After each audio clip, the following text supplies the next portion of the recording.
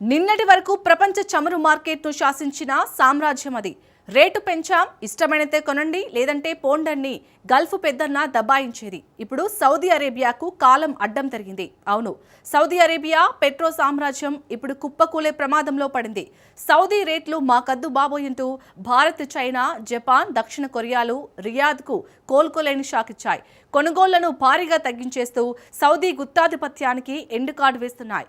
ఈ దెబ్బతో సౌదీ ఖజానా ఖాళీ అవుతుంది. నమ్ముకున్న ఆసియా దేశాలన్నీ ఒక్కొక్కటిగా సౌదీకి షాక్ ఇస్తున్నాయి. ఆర్డర్లను రద్దు చేసుకుంటూ ముఖం చాటేస్తున్నాయి. సౌదీ అరేబియా పెట్రో డాలర్ల ఖజానా ఖాళీ అవుతుంది. రియాద్ ఆర్థిక వ్యవస్థ తీవ్ర సంక్షోభంలోకి కూరుకుపోయే ముప్పు పొంచి ఉంది. సౌదీ చమురు కొనుగోళ్లకు ఇరాన్ యుద్ధమే కారణమా? హార్మోజ్ జలసంధి మూత రియాద్కు శాపంగా మారుతుందా? అసలు సౌదీ చమురు సామ్రాజ్యం ఎలా కూలిపోతుంది? ధనిక దేశం హోదాను కోల్పోయి సౌదీ అప్పుల ఊబిలో కూరుకుపోనుందా? Watch story.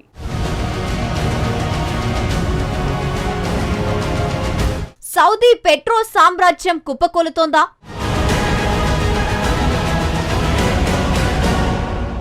సౌదీ చమురు గుత్తాధిపత్యానికి ఎండ్ కార్డ్.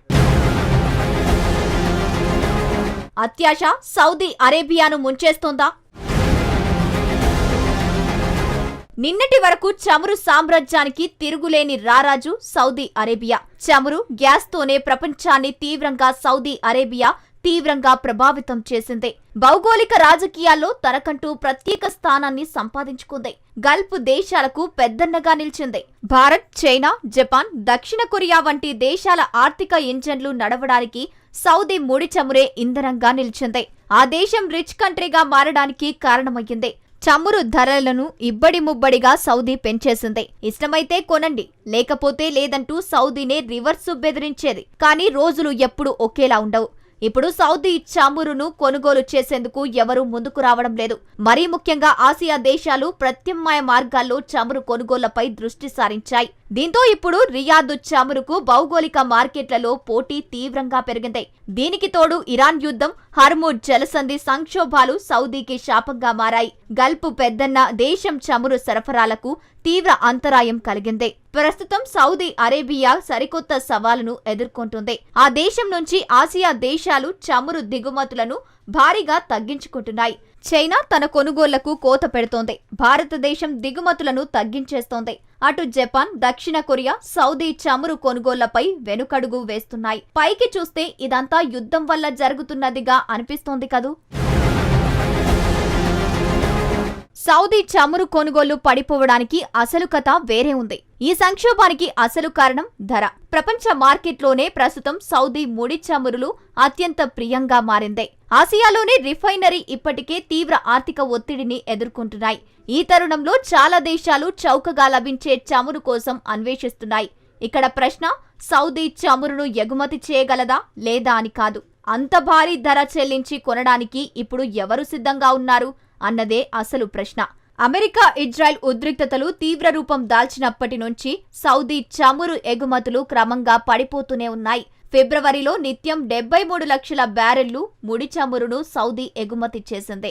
కానీ మార్చి నాటికి ఆ ఎగుమతులు 44 లక్షల బ్యారెళ్లకు పడిపోయాయి. ఇక మేలో సౌదీ నుంచి బయలుదేరాల్సిన కార్గోల రవాణా అంచనా కేవలం 39 లక్షల బ్యారెళ్లు మాత్రమే. ఇది సౌదీ చమురు ఎగుమతుల చరిత్రలోనే అత్యంత కనిష్ట స్థాయి. అయితే ఇక్కడ ఆసక్తికరమైన విషయం ఉంది. హార్మోజ్ జలసంధి సంక్షోభాన్ని అధిగమించగల అతి కొద్ది గల్ఫ్ దేశాల్లో సౌదీ అరేబియా ఒకటి. ఆ దేశానికి ఉన్న భారీ ఈస్ట్ వెస్ట్ పైప్ లైన్ ఉంది. అంటే గల్ఫ్ నుంచి ఎర్ర సముద్రం వరకు ముడి చమురును సులభంగా తరలించగలదు. కాబట్టి ఇక్కడ మౌలిక సదుపాయాల కొరత సమస్యే కాదు. అసలు సమస్యల్లా డిమాండ్ తగ్గడమే. ఆసియా కొనుగోలుదారులు గతంలోలా సౌదీ చమురును కొనేందుకు ఆసక్తి చూపడం లేదు. సౌదీ అరేబియా చమురు కొనుగోళ్లలో చైనా తీరు స్పష్టంగా కనిపిస్తోంది. సౌదీ ఆరంకోకు ఇప్పటికీ అతిపెద్ద కస్టమర్ చైనా. కానీ జూన్లో రోజుకు కేవలం 6 లక్షల బ్యారెళ్ల ముడి చమురు మాత్రమే దిగుమతి చేసుకునే అవకాశం ఉంది. ఏప్రిల్ ఆర్డర్లతో పోలిస్తే దాదాపు సగానికి పడిపోయాయి. చైనా ఎందుకు కొనుగోలు తగ్గించింది? చైనాలో చమురు శుద్ధి వ్యాపారం ఇప్పుడు అంత లాభసాటిగా లేదు. అక్కడ దేశీయంగా డిమాండ్ తగ్గింది. ఎగుమతులపై ఉన్న ఆంక్షలు రిఫైనరీల లాభాలను దెబ్బతీశాయి. దీంతో ముడి చమురును శుద్ధి చేస్తే చైనా రిఫైనరీలకు నష్టాలే మిగులుతున్నాయి. కేవలం బీజింగ్ మాత్రమే కాదు, ఆసియాలోని ఇతర కొనుగోలుదారులందరిలోనూ ఇదే ట్రెండ్ కనిపిస్తోంది. ఈ సంక్షోభానికి ముందు రోజుకు సగటున 12 లక్షల బ్యారెళ్లను జపాన్ కొనుగోలు చేసేది. కానీ మార్చి, ఏప్రిల్ నెలల్లో రోజుకు కేవలం 2 లక్షల బ్యారెళ్లు మాత్రమే దిగుమతి చేసుకుంది. ఇక మేలో సౌదీ అరేబియా నుంచి జపాన్ కు బయలుదేరిన కార్గోలు కేవలం 2 ఆశ్చర్యం కలుగుతోంది కదూ? నిజమే, సౌదీ చమురుకు డిమాండ్ తగ్గింది. మరి ఇక దక్షిణ కొరియా విషయం చూద్దాం. ఏప్రిల్తో పోలిస్తే మేలో 35% చమురును సిఎల్ తక్కువగా దిగుమతి చేసుకుంది. ఇక మీడియం సోర్ గ్రేడ్ రకానికి చెందిన ముడి చమురు అవసరం భారత్కు ఎంతో ఉంది. కానీ ఏప్రిల్తో పోలిస్తే మేలో సౌదీ నుంచి భారత్ 30% చమురు కొనుగోళ్లను తగ్గించింది. ప్రస్తుతం మార్కెట్లో పరిస్థితికి అద్దం పడుతున్న అత్యంత కీలకమైన సంకేతమేమిటి? ఎర్ర సముద్రంలో ఆసియా వైపు వచ్చి గమ్యం తెలియక నిలిచిపోయిన చమురు ట్యాంకర్ల సంఖ్య రోజురోజుకి పెరుగుతోంది. సింపుల్ గా చెప్పాలంటే ప్రస్తుతం మార్కెట్ పరిస్థితుల్లో ఆయా దేశాలు తక్కువ ధరకు లభించే ముడి చమురుల వైపు మొగ్గు చూపుతున్నాయి. అదే సమయంలో సౌదీ చమురు ఏమాత్రం చౌకగాలేదు.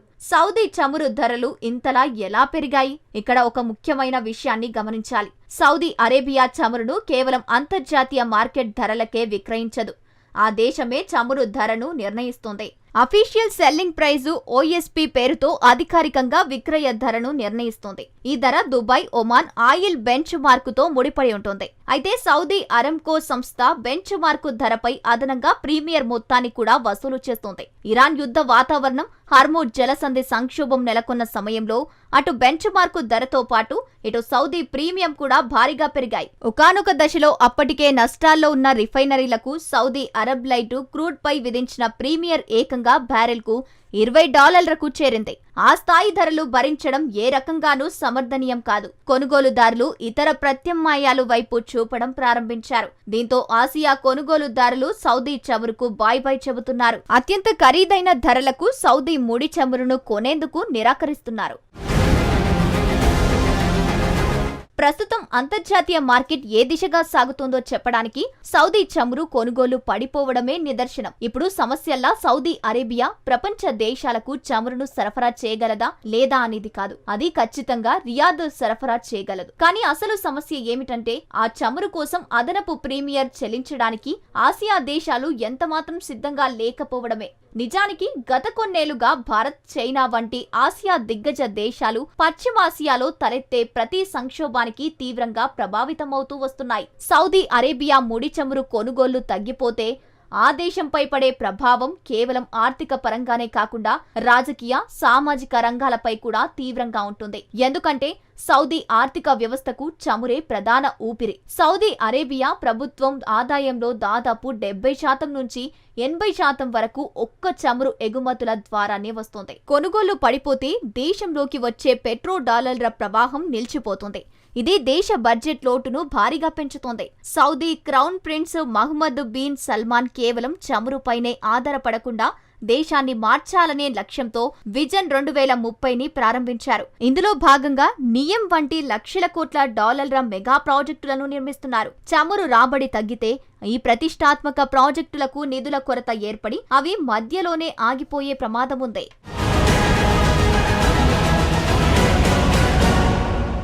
సౌదీ అరేబియాలో పౌరులకు ఉచిత విద్య, వైద్యం, పన్నుల మినహాయింపులతో సహా అనేక రకాల సబ్సిడీలను ప్రభుత్వం అందిస్తోంది.